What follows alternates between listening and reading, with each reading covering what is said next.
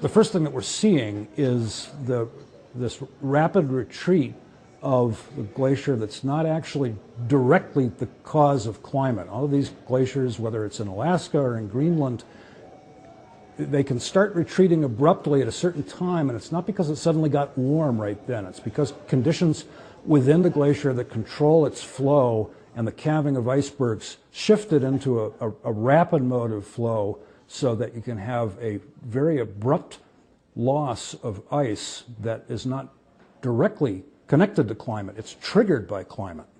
And once it starts, it can't easily stop. Now, some of the most dramatic video we see is of enormous chunks of ice literally dropping off of glaciers. Is that typically how glaciers shrink, with those kind of abrupt, sudden changes? Well, for glaciers that end in the water, yeah.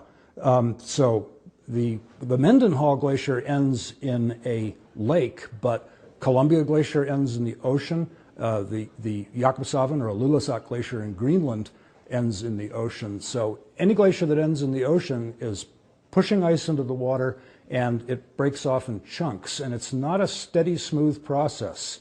It's very episodic. Many little icebergs will break off, and then a big one will break off, or a whole batch of big ones will break off. So it's difficult to capture exactly when this is happening and measure it, because the important events happen so quickly. And that's one of the reasons time-lapse photography is so useful. Now, you have been studying glaciers for 30 years, which is an extraordinary length of time. And I suppose it roughly coincides with the worst of climate change affecting them. So what's it like for you to go back and see glaciers over time? Is it like watching an old friend age? It's very disorienting. They're big landscapes. They change very dramatically. It's not only a fast change, but a big change. At Columbia Glacier, the ice is moving as much as 80 or 100 feet per day, and the thinning of the ice, so that the drop in elevation of the ice surface over the last 25 years has been almost 2,000 feet. So when I go back to these places, it's not like watching an old friend age. It's like watching an old friend disappear.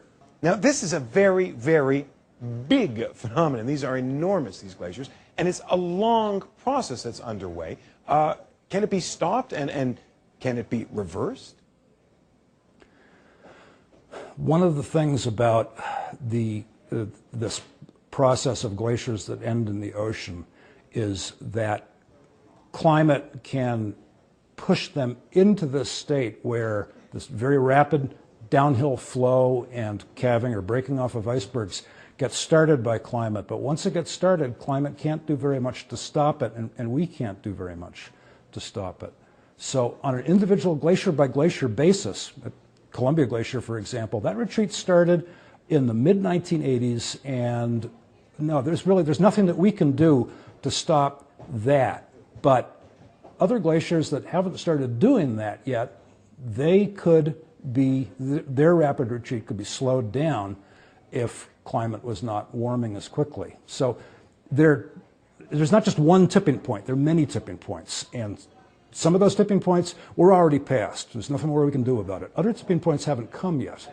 So there are things that we can slow down, but we can't slow down everything.